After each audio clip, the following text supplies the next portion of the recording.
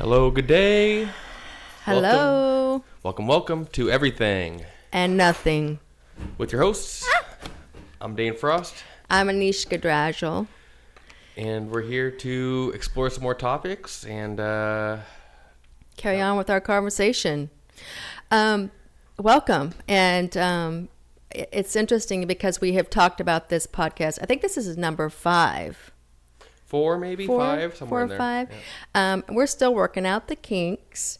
We don't rehearse this, so we just come in with our questions, and then we just ask and go. And hopefully have some answers along the way. Hopefully we know what we're saying.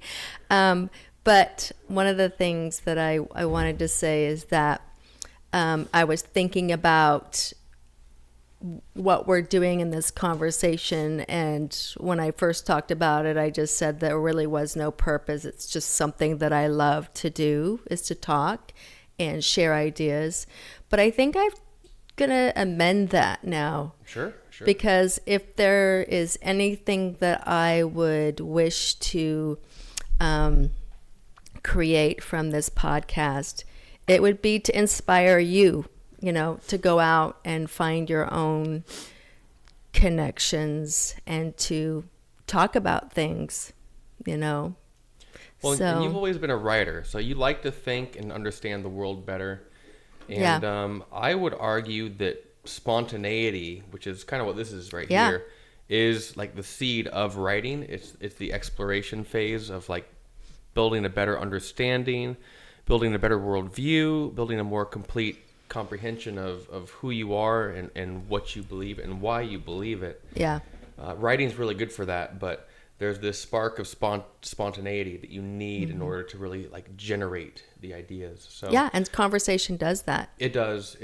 That's what, talking in my own head, talking to myself in the shower like a crazy man, it's good, but having the synergy of being able to bounce off other people in your life, be able to reflect ideas back and give you a little pushback here and there is, I think, very helpful to a thorough perspective. Yeah. Well, and again, one of my brainchild ideas about maybe 10 years ago, I wanted to start a dinner club, and it was going to be called like Thoughts Around the Table or Dinner with Around, I don't know. And my whole thing is I wanted to bring small group of people that were from different walks of life. And everybody would bring a question, and you put it in a hat, and you'd have to have like done some research. Like you have to know what your topic is. And then somebody would pull out a question, and we would talk about it over dinner and a glass of wine. And that, to me, just some of my favorite things. So that's kind of what we're doing. Just instead of the dinner and a glass of wine, it's afternoon and a coffee. Yeah, and instead of like maybe 6 people, there's 2. With the intelligence of 6 people between us. Oh, okay. Yeah. My amendment and the goal here is to prove I'm the smartest man in the world and start a cult. So that's what I'm in this for. Yeah, right. And how's that going? Unsuccessful. But I got because I'm not following you in a cult. Sorry, bro. I got some good years in the tank to work out these kinks, as you were saying. So, if ever, I don't think anybody can ever be the smartest about anything. That sounds pretty smart. Yeah. I think so. So, just mentioning what you said real quick, you wanted to have like a conversation around a table with different cards and ideas, which is something that she's always kind of done on her own through like, what we refer to at the Thanksgiving and dinner events at the house as like the angel card. The ritual, the angel card ritual. These little angels with little pictures of angels and little words, and you basically pull out like little tarot cards, and it just gives you like one word that you have to riff off of, and like, obedience. How does this translate to my entire life? Yeah, they have obedience, where it's like balled up and chained with a gag in the mouth, and they don't. They're angel cards. They don't have beauty and essence. Well, they got all sorts of things. Yeah, angels do everything. Celebration. Yeah, and then it's a cool. Yeah, and so my thing was in any significant dinner gathering, we would pull it out and just talk about how it connects to your life right now, and as much as I hated it as a kid, it's actually, a pretty cool way to get conversations going. So yeah, I appreciate it. Thank you. Yeah. Well, and it kind of helps people break out of their shyness. Well, it forces them to, because it's like, it's your turn, so you better talk now. No, okay. Let me just say, I always give people the option. They do not have to share if they don't want to. But we peer pressure them. We want them to talk. It's good for you to talk. It's good if you're shy, especially. It is. It's good to get those experiences in front of the public attention to really push out of that bubble. Yeah, and when we do that, I always feel closer to everybody because everybody it's a good thing. Shares their heart, right? Well, and that's in essence what we are doing right now. Yeah, sharing our heart. So, yep. I hope you are ready to receive. So the way we've been kind of structuring this is we both kind of pick a topic that is interesting to us, that we want to think about and talk about and exchange a conversation with.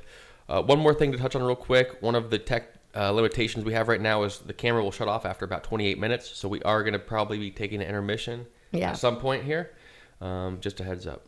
Yep. That being said, 2 topics into the arena today. I have not heard what your topic's going to be yet. Would you like to start off with yours? Yeah, I'd love to start. Well, this is kind of a deep one, and this might create some controversy. Ooh, I hope so. Between us, because I know the first time I mentioned to it, my impression is you were frustrated by my question. I'm never frustrated. Okay, so there is a lot that I personally have been going through with my family's ancestral lineage and just where we have come from. And we live, I was raised on a farm in Southern Oregon, a little Czech farming community called Malin. And I recognized as a small child that something didn't feel right on the land to me. I always felt, like you've heard me talk about that I'm the woo-woo one in this duo. And I've always walked between the worlds. Like I'm able to walk here in the mundane, and then I've also been able to see things like ghosts and spirits and energy and things like that. Believe what you will, but it's true.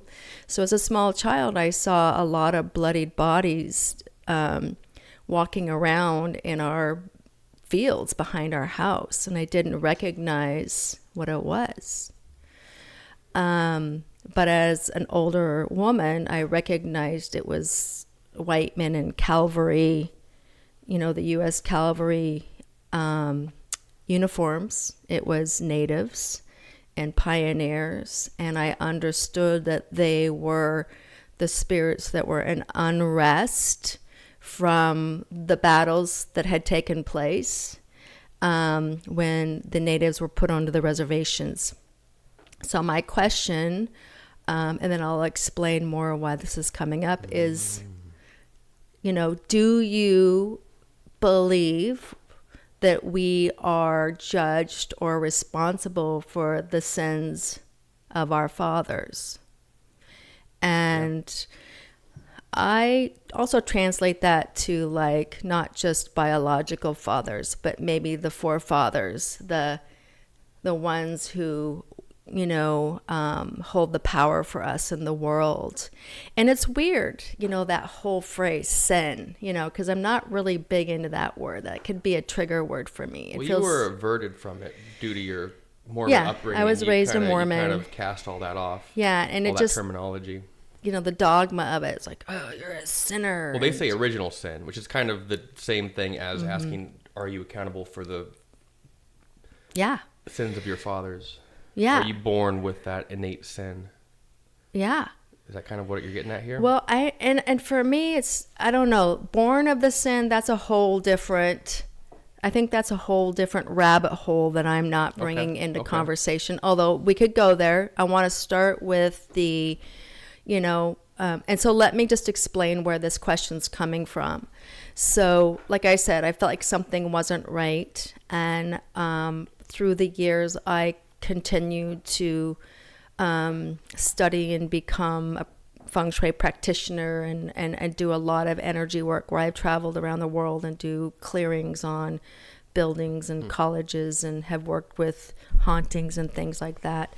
And, but I started working with our land, you know, because I started noticing that there was just this unusual amount of tragedy that our family went through. I mean, we 30 car wrecks and 2 plane crashes and illnesses, and something like when I was started going out in the world and telling people like, oh, you know, just regular stories, they're like, oh my God, you know, the amount of injuries and bad luck and, you know, and so fast forward, you know, me doing all this work and, you know, soul searching and like what's going on, I started to piece together that I believe, and again, you know, we're not trying to bring an opinion and make you believe anything. This is just my experience and my belief. We are bringing opinions, but... Well, not for you to, you know, that you have to believe this. Yeah. But anyway, that because my forefathers came out west and claimed that land free, right? And sat on it, and because they wanted a better life. But the way that it was received or taken wasn't in a way that I feel comfortable with. And so I've always felt like there's been a curse on the land, like there's something really negative in it. Mm-hmm. And I know that might be really unpopular to say this, and a lot of people might be like, what the hell are you talking about? But again, this is how I believe. So I have done a lot of healing work on our family land and farm. So my question is to you, do you feel like we're responsible for things that our fathers, our grandfathers did, or the way that, you know, we've moved forward? Well, there's 2 answers. And I think, paradoxically, I think they're both correct. One answer is obviously yes, the other one's no. I mean, if you believe in like strict chronology and like time lapses forward, and, you know, then under that circumstance, I don't really feel like we are. I think that you're born with a clean slate and you're not responsible for any of the atrocities that people before you committed. That being said, you have to be careful because you're still born into the framework operating under that kind of cultural thought process. So like you're still susceptible to playing out the same evils as your forefathers did in that case. On the other flip side of the coin, you know, I'm not so sure that time is anything more than an illusion. And if that's the case, then yeah, of course, we're all kind of responsible for everything. I think the real way we want to investigate this is which way of looking at it allows us to kind of take responsibility and grow the most as an individual. Mm-hmm. Like what's the most, because I think it's unprovable to say one is true or the other. So which is most useful to look at and to adopt in order to grow, right? Yeah. And I think that, you know, I think that we should definitely acknowledge problems, atrocities, genocides, you know, killings, murders, violations of all types, one person, one people, one nation exerting its will and force upon another.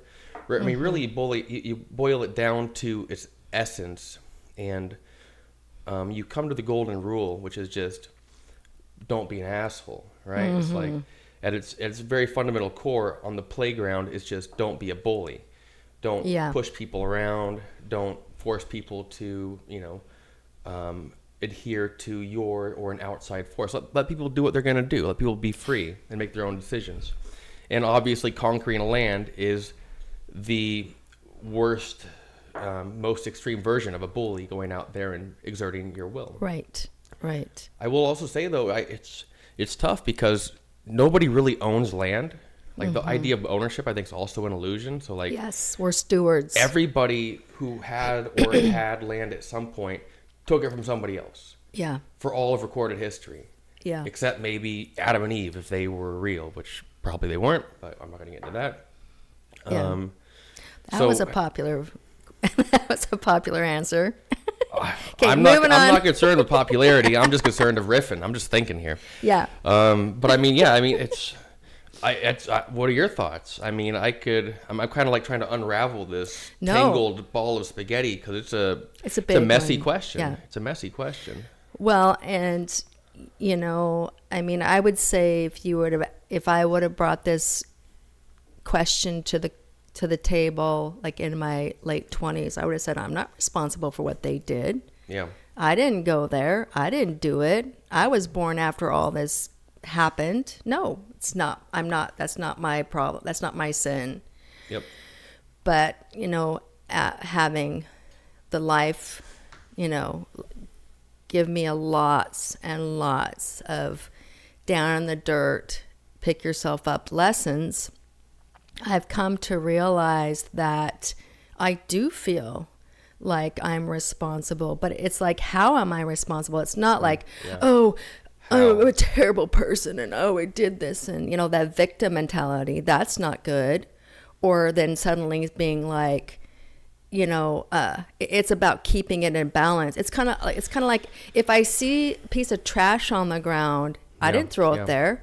But I'm going to pick it up because it's the right thing to do, and I care about our land. Well, that's a beautiful, whether or not we are responsible for other people's sins, it's still just, that's being a good person. Exactly. And so I think what I came to in my 60s is that as I started to unravel this conundrum of like seeing this tragedy in our family and seeing a connection to how we received it, to me it made sense that there is some unrest.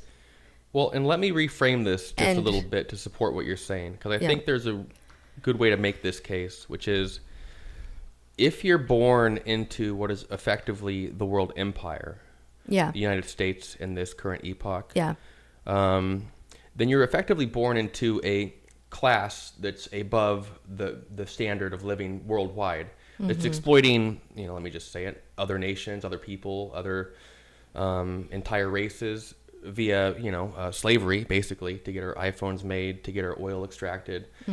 So in that context, being born into a system that is built on a fundamental evil or a violation of the golden rule, as it is, are we responsible for that? I would argue we're not responsible for that, but we are responsible for finding an escape from it so that we are not actively supporting those atrocities. And how do we do that?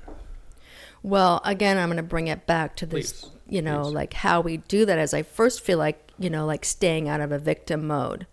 The next thing is looking for the ways that, can support or make, make amends where you can, make a choice with where your dollars go. True. That's Very the first true. thing. Yeah. Like I know Friday what was it was called Wood something. It just yesterday. This Friday? Yeah, this last Friday was like, it was a movement where don't buy anything, for a whole day. I can't remember the name of it. Anyway, so doing things like that where it's like we're going to, vote with our money, vote with but I wanted to go back to I wanted to say something about the what can I do is that I can show a deep respect for the Native nation. And I can say I'm sorry. I can say like I wish that somehow there would have been a way to come in and collaborate and to work together. But instead there was a mentality of like, well, we're just going to take it and then make it our own and put you over here or kill you. And where does the evolution, like you said, this has been happening, this like, so if we take it from this smaller thing that we're talking about, look at a larger millions of years, right, of how this seems to be this evolutionary thing where something comes and takes something over. So so I don't know, it's just something to think about, like, what can you do? And for me, it's just, I can acknowledge that, I feel like it was a great gift that was given to my family. It was taken, but still I can say, like, I recognize the injustice and I'm sorry. Well, and can I? Yeah. So you not only can you say you're sorry, you just did say you're sorry. Right. And I do. You can actually authentically mean it. Yes. But then my question would be, how long do you have to be sorry for? Like when is it that you can forgive yourself and not carry those sins any further? Because at the end of the day, negativity that we're carrying, that we're shouldering, doesn't really help us in any meaningful long-term way, I would argue. Yeah. I don't know. That's a really good question, because I don't feel like I'm beating myself up for it. Like I struggled with this, I would say, for about, for 10, 15 years, 20 years, like okay. It's been a while. I've been, as the layers, as the information, and I was seeing the connections and learning about the history and the unraveling. But I do feel like I have come to a place now where I'm not feeling bad about myself all the time. And like, I recognize the truth of what happened, and I will just continue to support and be kind and apologize where I still need to be apologizing. I don't know how long that'll be. Okay. But I mean, I think it's a personal, right? Journey. Yeah. Yeah. I agree with that. And I always keep asking the question, and this may be something that you want to do too, is like, what can I do to help? What can I do to, change the trajectory, of taking things from people, and I think that goes back to what you were saying. And that's something that I've become clear of in myself, is that I am no longer interested in getting ahead or being successful if it means taking something from someone else. Well, there's a different way to define success, more than just, accumulation of material goods. And I would argue that the strongest our world could theoretically be would to be if we were all in service of one another. Exactly. And in service of the whole to build a beautiful world. Yeah. And there's a lot of people doing that, but unfortunately that opens up the doorway for exploiters to exploit. Yeah. And that's the balance that we're caught in right now. How so maybe a question is like, how is a way that we can do that now? Like, are there ways in your life that you are contributing to that beautiful or the healing of this? Belt shelf. Buy your belt shelf today. We're here to save the world. I mean, as much of a joke as that is, I am, trying to build something, trying to help people. Trying to give back to the family that's taken care of me for so long. Trying to give back to the people out there breaking their backs, literally carrying shit all day. I mean, we all have creativity. There's no one right way to make the world a better place. I don't even know. Yes, I'm just trying to do the best that I can with what I have. I'm at an advantage, I think, because I had good family, good friends around me growing up. So like, I see the value in supporting one another. I see the value in really trying to selflessly give back to the best of your ability. Yeah. It's one of the reasons why, I do have a kind of nice apartment, I guess, now, but I've always been a minimalist. I don't really want more than my means, more than I can actively use. That being said, obviously there's a million things I could be doing better. I could be, putting all my energy into more productive avenues. I could be, buying less. I could sell everything I own and donate it to some charity, hopefully that wasn't trying to scam me. I don't know. I don't know. Yeah. I mean, I think for me, the biggest thing I'm doing is to first stop and slow down and be more observant. I'm really trying to pay attention. And I know, Matt, that might not sound like doing something for the good of the all, but I feel like the more that I slow down and pay attention to what's happening, to what I'm doing Where am I buying my food from? Like being aware of my community. Who in my community needs help right now? Who's acting like they're a little depressed and maybe need a phone call? Like that's where I feel like my biggest changes right now is really trying to, get out of the me. I need to go get my food and I need to buy this and I need to cook dinner now and I'm trying to stop and slow and create more gaps where I can see and hear and feel what is needed in the immediate moment. And an example of that is like our family Jim and I just took our daughter and grandkids and our son-in-law Kirch to Disneyland, and it was insane. Oh my gosh. Oh, I bet. I've learned it's not my cup of tea. But anyway, we were on Tom Sawyer's island. We were trying to hurry up and get here, and there's always this like frantic energy of get to the next ride or get to the next place, and this young girl who was maybe about 10, 8, 9, 10 came up, and she was like, I lost my mom. And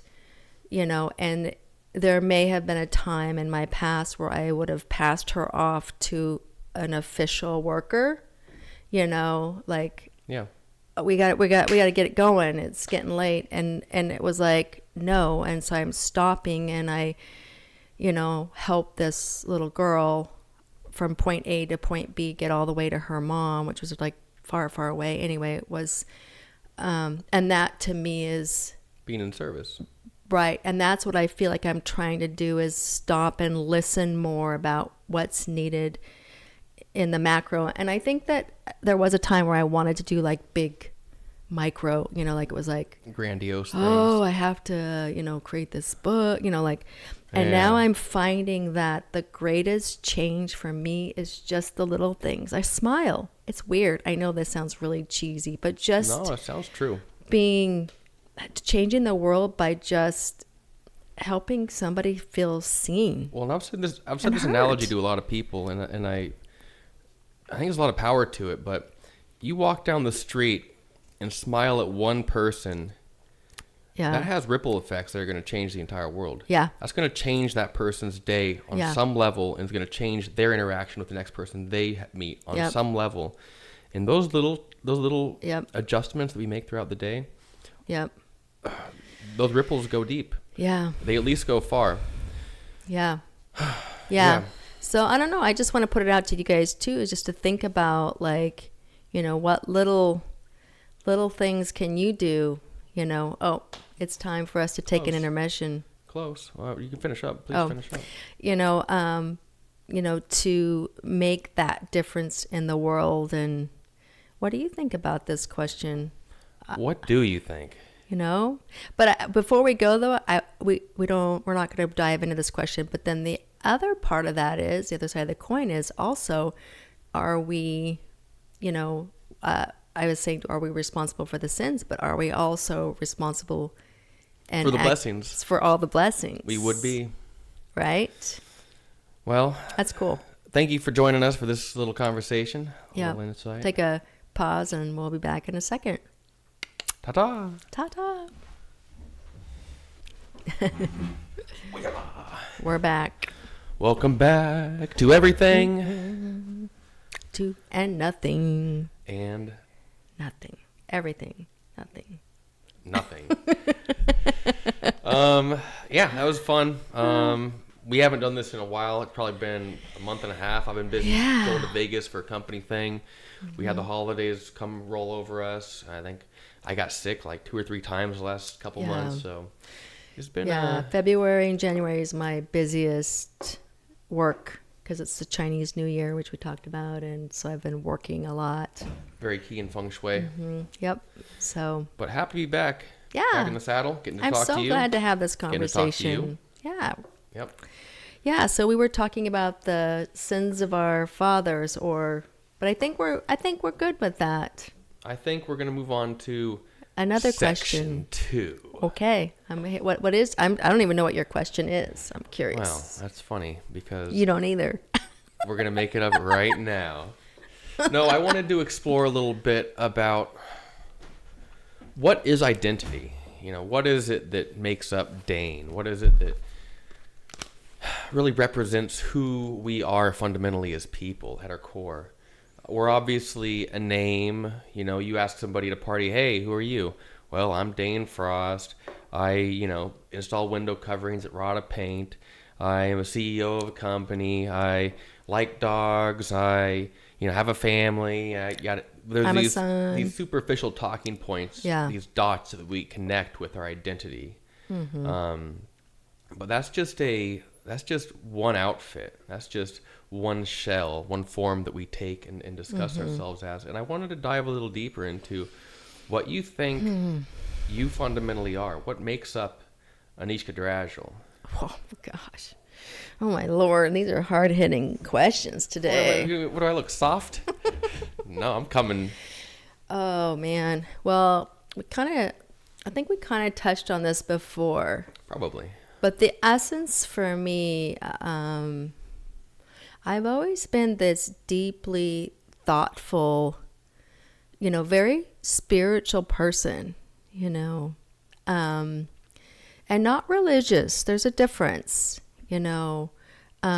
spirituality to me is is less about doctrine and the Trinity and the Gospels and all of that. Spirituality is more, for me, like an essence of a feeling of like being in the essence of God.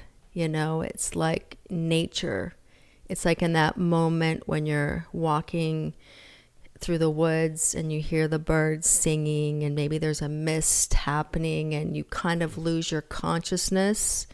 And there's this moment where I'm just so deeply embedded in my breath and the awareness of everything that the line kind of blurs between me as a human being and all the hats that I'm wearing, a mother, a this, a that. That line kind of blurs and I'm suddenly like the observer. One and then breathing with the rhythm of everything. There we go to the topic. It's funny how you describe that too, because you kind of describe it as just a state of paying attention. Yeah, which it's is like observing. What you were saying. That's kind of what you're trying to focus on doing to be more in service with. Yeah. Which I think, one book that I know we both read back in the day was Power of Now. Yes. And he describes the self as kind of just the observer behind all of the machinery of the body, which I always really liked that model. Yeah. And I come back to it from time to time. Yeah, I recommend the book if you haven't read it. It's interesting. When I was like 20 years old, they paid me $100 to read this book. No, you were younger than that. Yeah, I don't know how old. I was young. You were like 17, I think. I was an idiot, is what she's saying. I was an idiot. No. But we knew Dane wasn't. They needed to educate me. So they offered me $100 to read this book. We did. And I'll tell you, I was very skeptical, but that book genuinely shifted how I thought about myself in the world. So yeah, it was the best $100 I ever made. Yep. Twofold. It's the best $100 I ever spent. Yep. Yep. Yeah, and it's like, so that I feel is like my essence, And the other part of that I would say, and then we'll switch it to you, is recognizing more and more how I feel like I am a part of not just being in nature and having that experience, but I'm starting to recognize that when I'm walking in the world that I'm not so separate from everybody. That's the other essence of me, is starting to recognize that, like we're all having this human experience at every moment. And at the essence, that line's getting more and more frayed and blurred. And instead of me going like, oh my God, that person over there, I seem to be able to have more empathy and compassion and awareness that we're kind of the same, having a different expression of a human experience. Couple things. First of all, tragically going through my 30s, I've become less empathetic. I the get things that. I used to see that like devastated me, I've seen so much now. I'm just like, it's another Tuesday. Oh, another person overdosed on the sidewalk. It's like, it sucks that I'm callous to that and that I've normalized that, or that we've normalized that. But just to be honest, that's kind of it's become so normal that I'm desensitized to these things. And that I really, when I just say, feels like a tragedy. Feels like a tragedy. And I wish it wasn't that way. But in all honesty, that's just the way I feel. Second of all, that was the kind of the plot twist I wanted to go towards.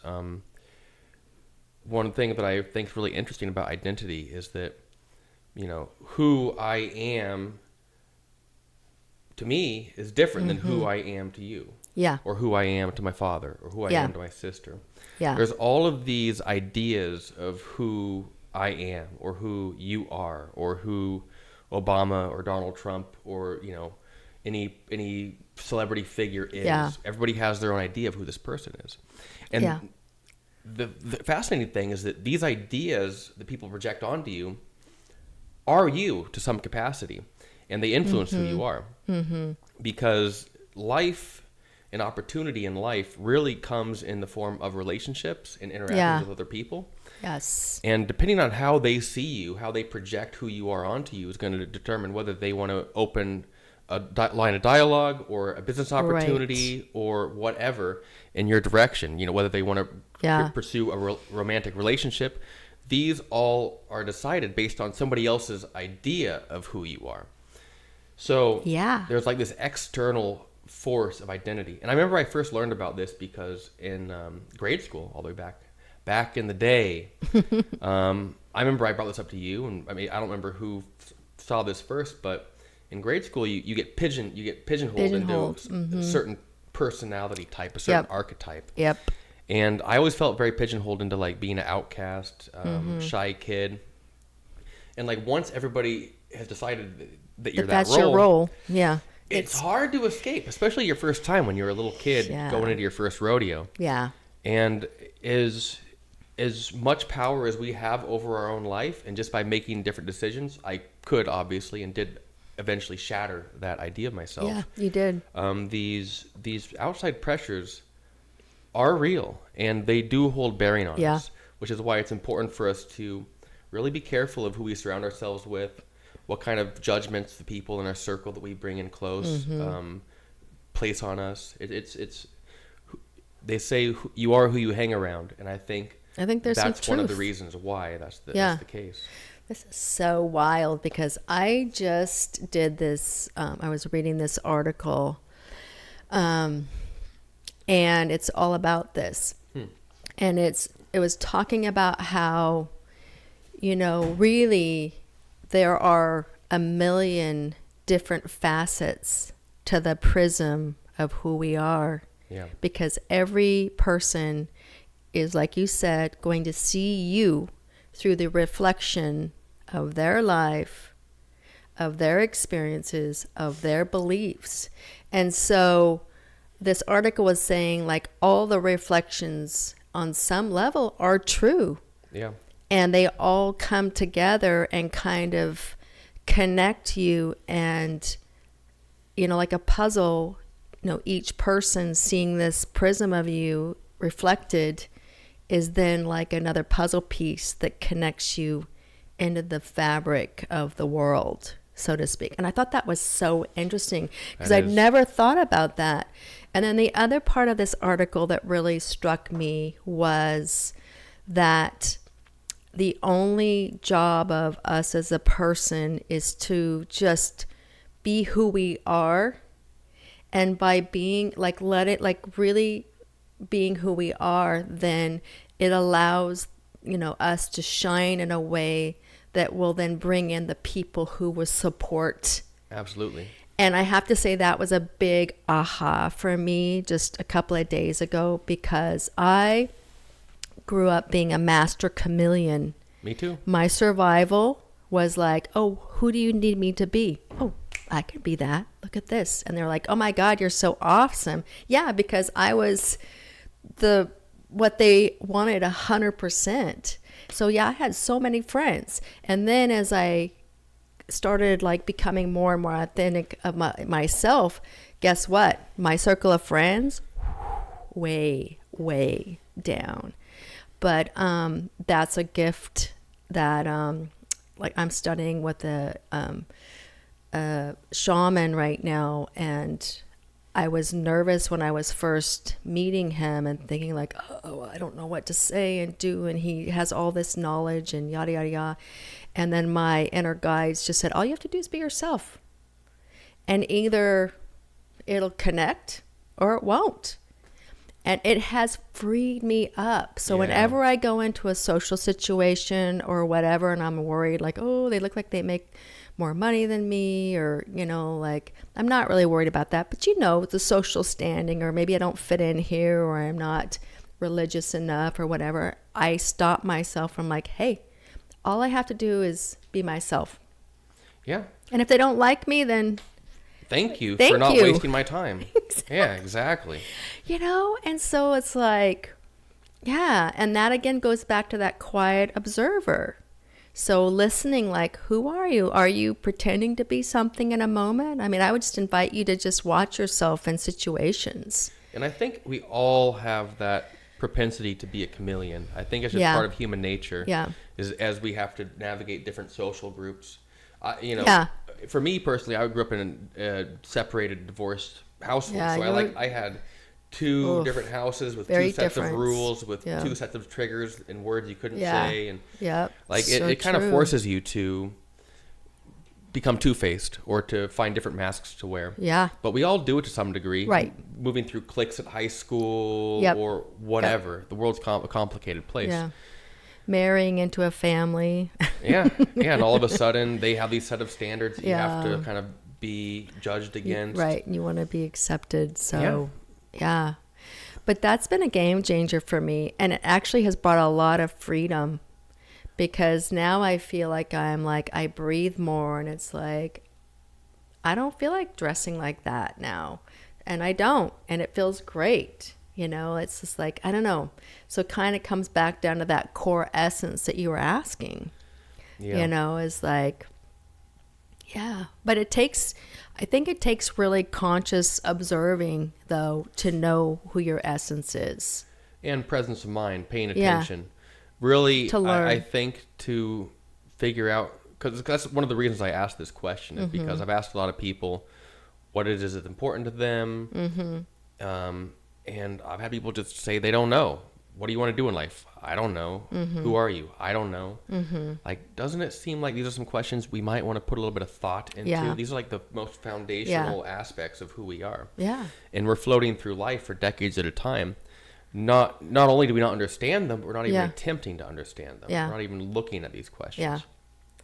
Well, you didn't answer the question yourself. So what is... at your essence, that do you feel? Well, we have the physical shell, right? We have the superficial descriptors. You know, I am Dane Frost. I am son of da da da, brother of da da da.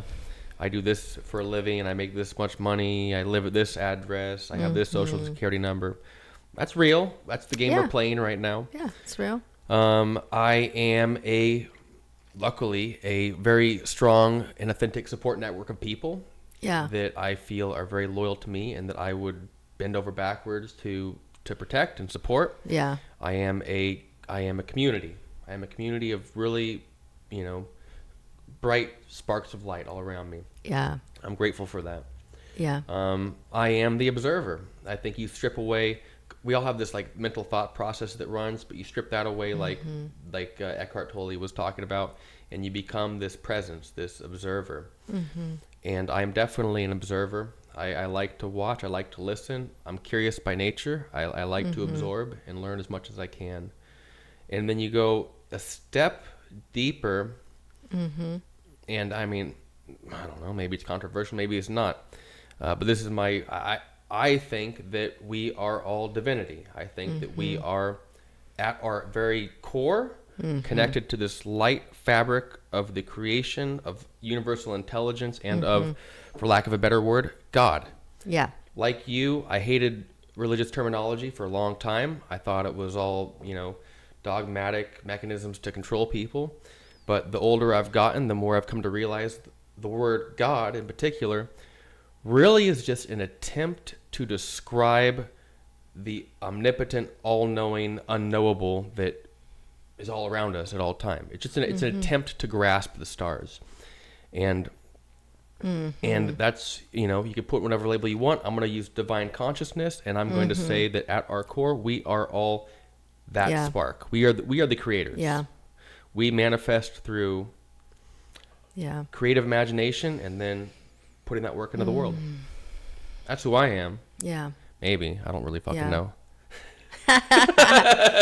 Yeah, no, I would say we believe similarly. And it's interesting because I'd like to just tie that all the way around then, because if we're all this divinity coming back to the sins of the Father, right? Yeah. So then in those expressions, I mean, that would be God too, right? It would. Maybe. Well, in that model, we are responsible because we all are participating all knowingly. But I mean, once again, what's the most helpful perspective to come from in order to become a better person? And coming from that perspective is just kind of difficult. And I don't really know what you do with that. Oh, you mean I'm responsible for all the bad things that... Yeah. Like, how does that help me be a better man? Yeah. Right? Yeah. Well, I think when it's put like that, yes.